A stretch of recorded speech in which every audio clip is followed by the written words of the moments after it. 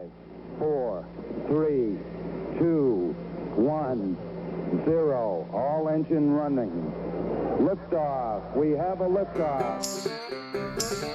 Ladies and gentlemen, boys and girls, children of all ages, the Minot State Professional Communications Department proudly brings to you the Striha Sports Podcast with your host, Parker Striha. Hello, and welcome back to the Striha Sports Podcast. I'm your host, Parker Striha, and on today's episode, I am going to be talking to one of the longest tenured coaches on the Minot State football coaching staff. I'm by no means a professional, but I do love talking about sports, so thank you for joining me. He is a graduate from Western Illinois University with a bachelor's degree in chemistry, biochemistry. He received his master's degree in education from Wisconsin Lutheran College. He was a 4-year starter at long snapper at both Western Michigan and Western Illinois. He has coaching experience as an offensive coordinator, running backs coach, tight end and fullbacks coach, and as an associate recruiting coordinator. He joined the Minot State football coaching staff in 2022, and he currently serves as the wide receivers coach and special teams coordinator. I am joined today by Mr. Mike Famiglietti. Coach Fam, thank you for joining me. How are you doing today? Hey, Parker. It's great to be on here with you, man. I really appreciate the awesome intro. I'm definitely excited to get everything going. And, you know, it's been a busy time here at Minot State ever since I got here in July. We hopped right into a season.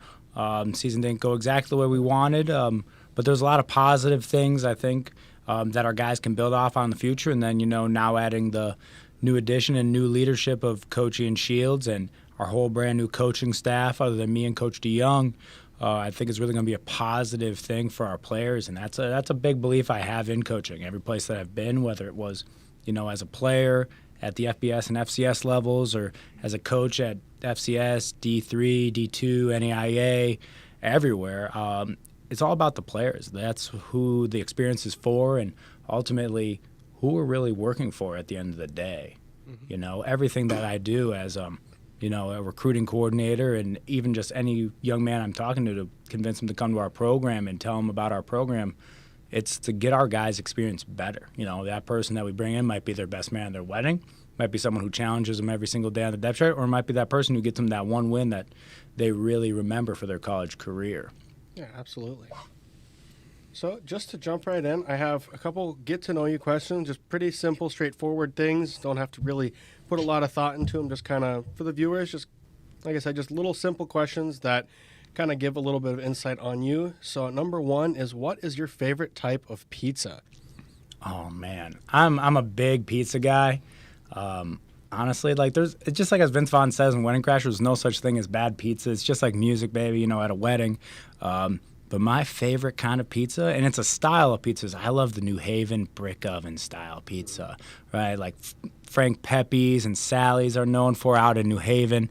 I was born out in Connecticut, so for me that's always been like a special treat, like to go back there and get that stuff with the little char on the bottom, right, with the brick oven and, the coal fire. It's just incredible. Like, the stuff hasn't really changed since, you know, like 1925, and it's just been all in those families just to keep that tradition going. It's just unique, and it's like you don't even really need toppings on it, and the way they call it the abis, you know, the abites right there, it's just incredible. Here in Minot, honestly, I've been a big fan of like every pizza I've really found. Like, Plant Pizza has great pizza at it. Really like the Cheesesteak Factory's pizza lately. Honestly, has been hitting the spot. I love that big old thick crust. I know it's different than what I normally love, but that's always good. And, you know, sometimes I'll even go crazy and get a little spicy pie by the slice, whatever toppings on there, and then you know, I'm not scared to dabble in some Papa John's, though, you know, that garlic butter dipping sauce. But definitely the Frank Pepe's and Sally's pizza out there. And if I'm just going regular pizza, I'm probably going to go sausage and a little bit of, like, you know, some mushrooms on there. Yeah, nothing wrong with that. I've never had a brick oven pizza, but that's kind of one I've wanted to try. Number two, what is your favorite NFL team? Oh, man. So, like, even though I've lived most of my life in Wisconsin, I'm a huge Giants fan. I was born out east. And, like, my big alibi and the big thing that helped me do it is, you know, my dad was a Giants fan. Growing up, though, I was always a fan of, like, different players. So I loved the Bears growing up. I did like the Packers a lot for a long time because Brett Favre was really cool. And I was always told as a little kid I was going to be the next Reggie White. Little did I know I'd stop growing at, like, 5'9", 5'10", and be, like, 175 pounds my last college game. So definitely not Reggie White-esque. But the New York Giants, I mean, honestly, Probably one of my favorite players for them ever was Tiki Barber. I've also loved Weatherford. I've loved, Diassi. They've just had a great history of guys, and honestly, getting to watch Eli and all the incredible plays that their guys have made in the huge moments. Victor Cruz with his little cha-cha and his shuffle, everything. That's just been incredible. And even like the more recent years, like watching Saquon try and turn him around, the pretty electric year with Danny Jones this year and Brian Dable getting it going. And, of course, obviously the Odell years where he was just an electric player, just with slant could be a touchdown from 80 yards out. Yeah, absolutely. And I don't know many Giants fans, so it's exciting to meet one. Number 3, if you could have any superpower, what would it be? See, this is one that always, it jumps around for me. I would love flight. I think that'd be a really convenient and cool one. But I think right now, honestly, if I could somehow multitask way better, if I was just an instant, telekinetic multitasker, I think that would be perfect. The flight thing always seemed cool growing up, but the heights and, the crazy winds that we get over here, probably not ideal without having a ton of flying experience. So, the ability to just multitask with have, a little bit of telekinetic power is kind of like a Professor X type thing, and that way you can kind of get the mind going a little bit, get some things done that you never would have got done, maybe, in the middle of my sleep, like a night person type thing, Rick and Morty style, while I'm getting all those things done. So. Yeah, absolutely. A little bit out of the box, but I love it. I've never really heard someone say that one, but I'm definitely interested. Are you Team LeBron or are you Team MJ?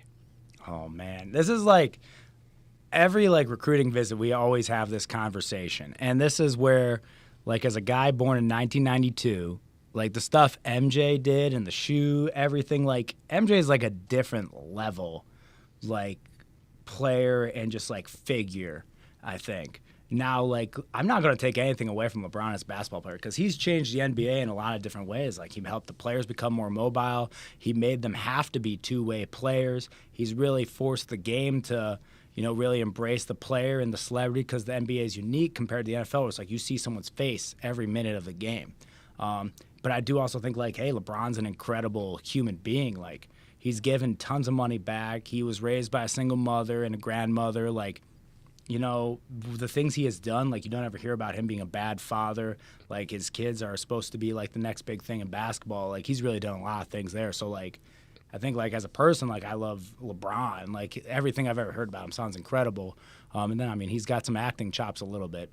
Space Jam 2 might have been a bad choice to go, full MJ copycat. But, yeah, I'd probably say it's pretty split, depends on the day. MJ, what he did was just unbelievable. Mm-hmm. He was the guy in the NBA. Any way you looked at it for, a 10, 12-year stretch, he was that guy in the NBA. He was, the most popular player, the best player, on the court leader, everything that you look for. LeBron's just done it now for 15, 20 years. I think the only thing that's hurt him is maybe that Dirk, losing to Dirk in the finals and a couple other things, maybe the last couple of years with the Lakers. Yeah, I don't think you can go wrong either way in that question. It's just very split either way, whether you're Team MJ or LeBron. And my last get-to-know-you question is, what is your favorite song? Oh, man. I got the weirdest music upbringing of all time. My mom was all ABBA, the Beatles, so Dancing Queen and everything there. And then my dad was really heavy in the crooners. So your Dean Martin, Frank Sinatra, Tony Bennett, and even into some more modern ones some Michael Bublé. So it kind of depended on whose car I was in, what I was going to hear. Now, I didn't like the crooners as much because it was a little slower. I did always love ABBA and all that other stuff growing up because it's a little more fun music. But honestly, I kind of like those kickback summer day type music. Sugar Ray is probably my favorite artist of all time. Fly, Every Morning, all that music. That just it just makes me want to go to a place to relax. I've been loving the Dirty Heads lately. But then, honestly, I kind of have to listen to everything a little bit. Drake has been great lately. Pretty much whatever pops up. And then I've kind of had a huge, Avicii phase in my life. And then when I was in college, I loved all the various random college rappers, the Hoodie Allens, the Mike Studs, who's now just Mike, Sammy Adams, all those guys, and Mac Miller, kind of my adult music choice were that and EDM a little bit. So kind of a little bit all of it, I guess. A little bit. Okay, so I know we're going to get into the real questions now, the real questions, quote unquote. I know you mentioned earlier you're from Connecticut. You spent a lot of time in Wisconsin. But now you're in North Dakota, so I mean, you're used to the cold weather, but how have you been enjoying your time in Minot so far?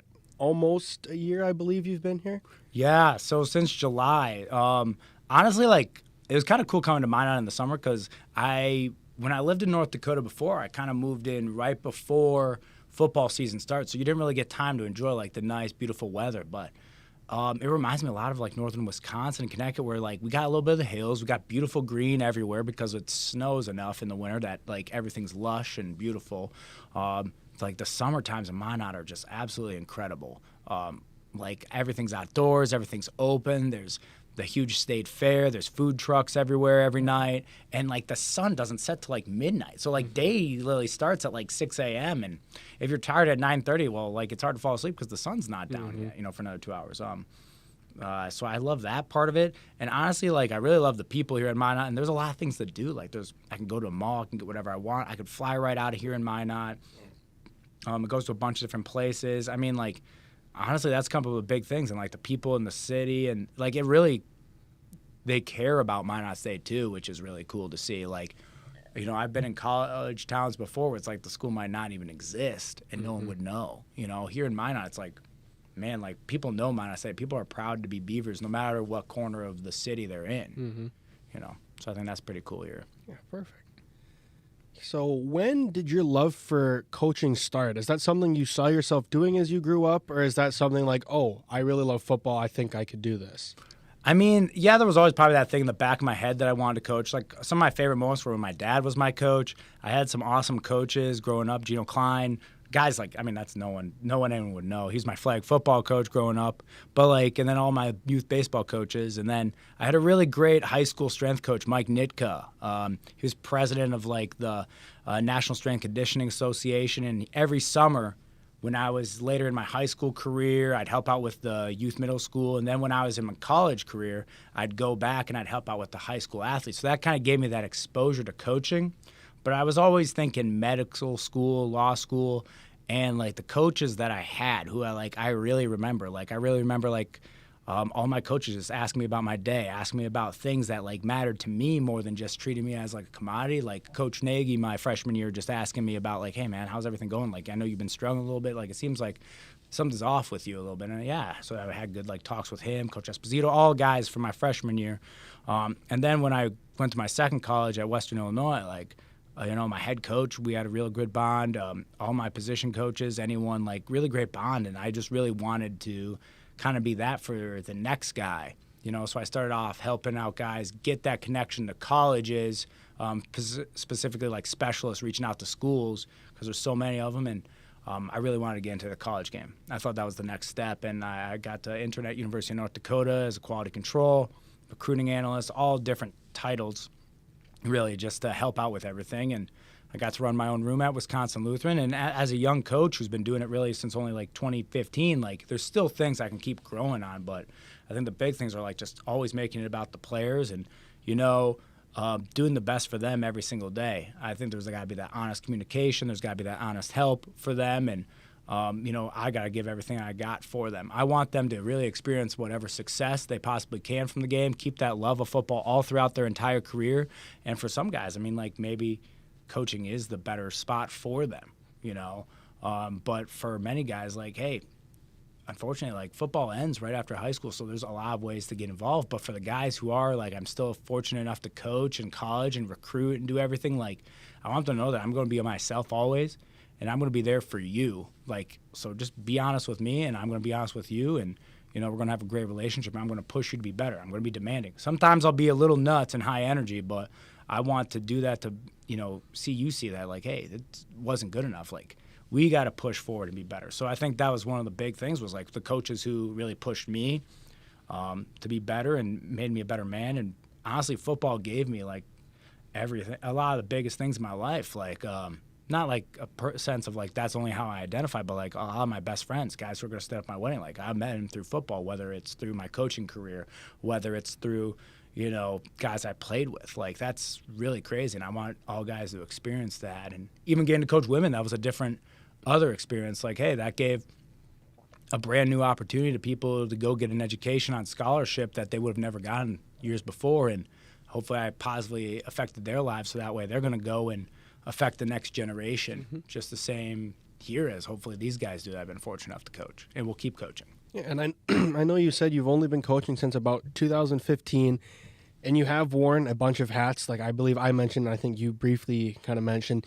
Has there been a favorite coaching moment you've had, whether that's a certain player or a certain role, or I think that kind of makes sense. Has there been a favorite moment, I guess, that you've had coaching?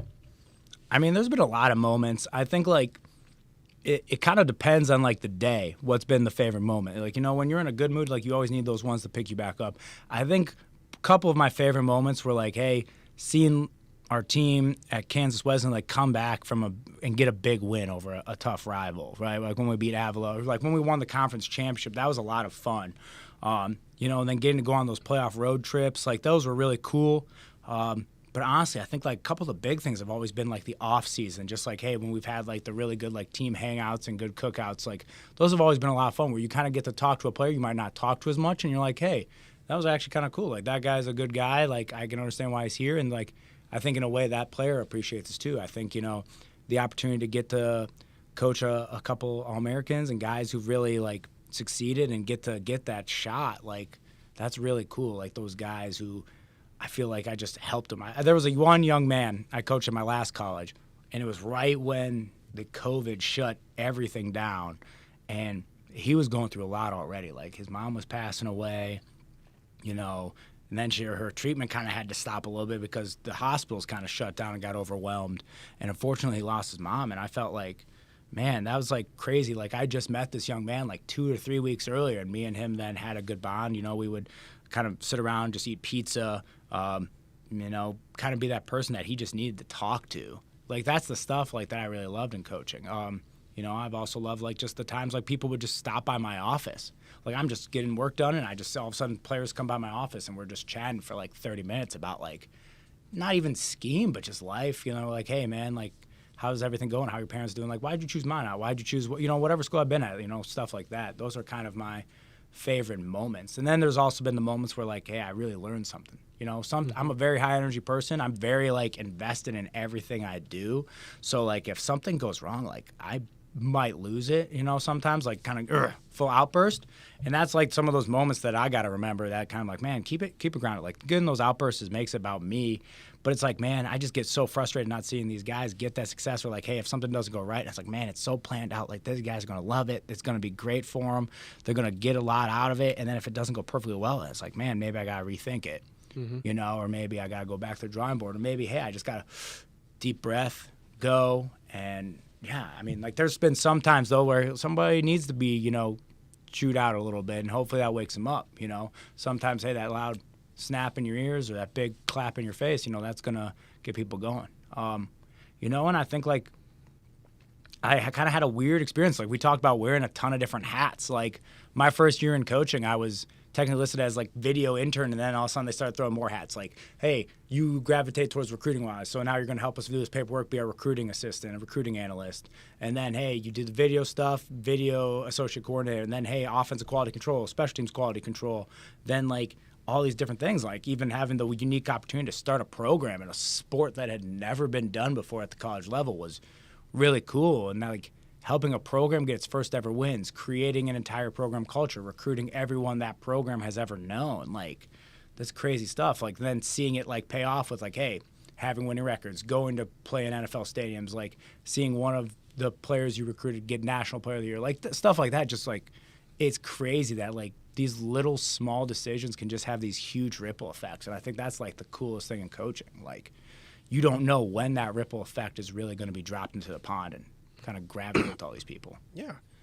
And I can't imagine how beneficial some of those relationships and experiences have been for you, not only as a coach and a person, but for those players that you've also had those experiences with.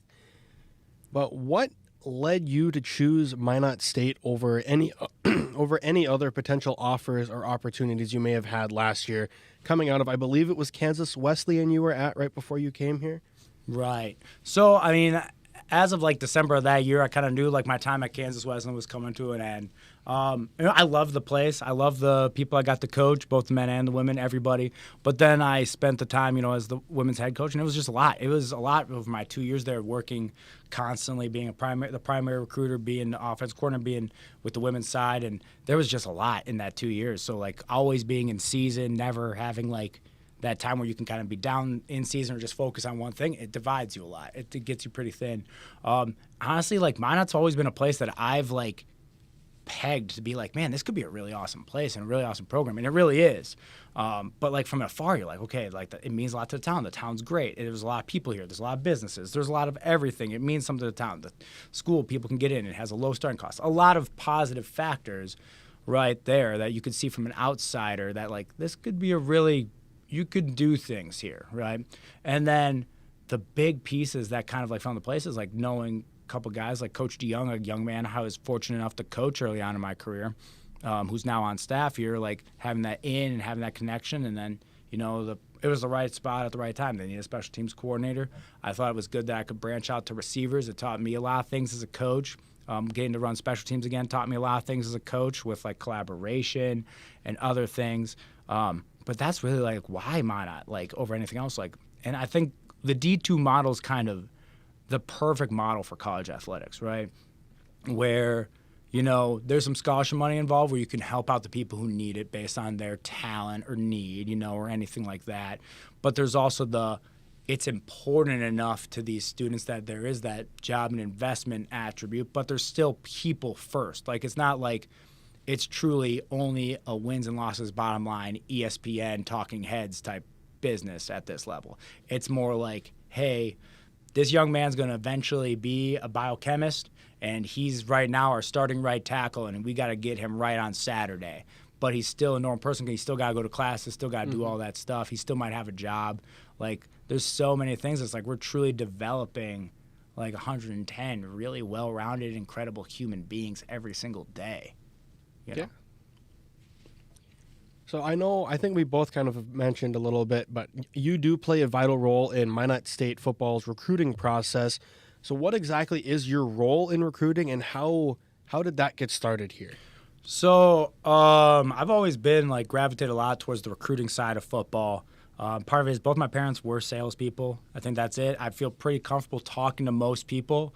My big advice to anybody in sales is get to know your customer. Ask questions, talk less. You got 2 ears, one mouth. Figure out what's important to them. So I think that was something Coach Shields might have saw on my resume, kind of looking over the guys on staff, stuff we've done, and then kind of being the first carryover really where it's hey, I kind of knew the processes here at Minot State. Let's get this class going. Let's keep this thing continued and go further. So that's really what it is. Do a lot of the planning of the weekend visits. Obviously, at this level, we're very much collaboration, right? I've kind of got to spearhead it and do things behind the scenes so that way hopefully stuff's smooth and no one notices anything, right? So as far as the planning of the visits, then there's a lot of the, hey, what are we looking for? What's the head coach going? How can I find my resources to go contact somebody and everything else to make sure this is the right human being? So kind of making sure everybody's on the same page as far as where's our scholarship dollars at? Where's everything at? How many spots do we have left? What are our specific needs? Or that everybody's doing their thorough vetting research on it while the head coach has to balance having hands in everything and letting people do their stuff. So that way we can make sure we're on top of stuff and it keeps moving forward. And then obviously there's the processing stuff. It's kind of unfortunate, but literally for a young man deciding to play college football, signing on that dotted line is literally just the first step to, hey, now we got to do our housing. Now we got to make sure our FAFSA is in, all these other things. So I think that's my other big piece is making sure that stuff keeps moving forward and then that we know we are targeting the right people for Minot State, right? Because we believe character should never be compromised for talent, right? Especially with a team that has a great, culture and built into it where people our young men are really well respected and seen in town. They're seen as good young men more than anything. Now we just want to keep helping them step up the town, and we got to be aggressive in recruiting. That's one of our big things.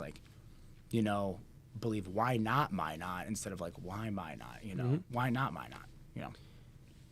Yeah, and then I saw that you served on the AFCA Professional Development Series Committee. Could you tell me a little bit? Could you tell me a little bit more about what that committee is and what it does and like how you got started with that committee itself? Yes. So for us, our committee, honestly, it was from one of my good friends and coaching mentors, told me how to get involved with the AFCA, and I think a lot of coaches should be. The Professional Development Series Committee, unfortunately, disbanded because, well, stuff's moved a lot more to technology. Everybody's got the list of codes and stuff on their phone to get professional development credit to make sure everything's better that way. But I got involved, and it was a great way to meet more coaches. Coach Ferrier is the head of the committee, and he really got us in line, and that way we could make sure that there's more coaches getting involved in the professional development side of things at the convention. So like going to see other coaches talk and have clinic talks and everything, right, to make sure that, hey, these coaches who spend time out of their convention talk to go present and prepare a presentation there is really vital. And now I'm on the E2 Assistant Coaches Committee, which means like, hey, the assistant coaches, we get a say a little bit. So we'll have assistant coaches from all different conferences at the D2 level, all different colleges, and what we'll talk about is like, hey, any sort of big rule changes, right? Like, why should this be a rule change? Like things like the redshirt rule, like D2 with, not everybody being completely full scholarship, right? The depth can be an issue. So like, hey, having guys be able to redshirt without burning it. Like the old rule used to be the second a guy plays in one snap of a game, that whole year counts towards his eligibility. And sometimes a guy's not quite physically ready, or, hey, something happens a couple games in where they need that year back. Mm-hmm. Mm-hmm. Yeah, so sorry about that. I think you kind of brought it up a little bit, but as a coach and a leader on this team, how important is it for you to not only help these young men become better football players on the field, but just better people in general off the field? Well, I think the better people part is number one. The better people part is all it will reflect and go on to the field, right? A guy who's a better person, someone who takes care of their business, we're going to see them to get their best and maximum potential on the field. They're going to be someone who's going to be steps forward, right, rather than steps behind, right? Or someone that, hey, we're constantly micromanaging this, so they're never going to reach their max potential, right? And the other thing is, number one, like eventually their football career is going to end, so they just need to be prepared as a person, student, worker, everything else to go out into the real world and be their best. Yeah.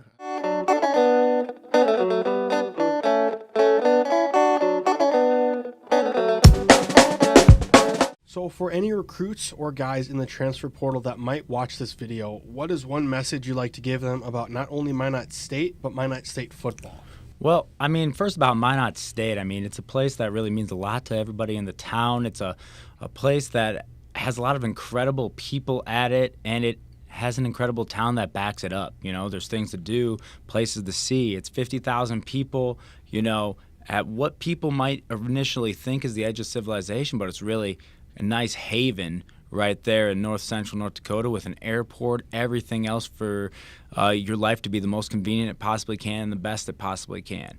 As far as, for our coaching staff specifically, I think you're going to see guys who are going to really coach you hard. They're going to truly believe in you. They're going to push you every single day. They're going to be masters of what they know how to do and what they need to do for you to be the best player and person possible, and we're going to be fully committed to the entire person. That's our number one thing in recruiting, right? We're going to help you structure your day academically. We're going to help you structure your day socially. We're going to help you structure your day and be the best possible person on and off the field, so that way off the field you're hitting your max potential, which will make it so much easier to hit your potential on the field, right? Obviously, our school has great affordability, right? That we can fly to anywhere. So really, Minot State can truly be an option for anybody.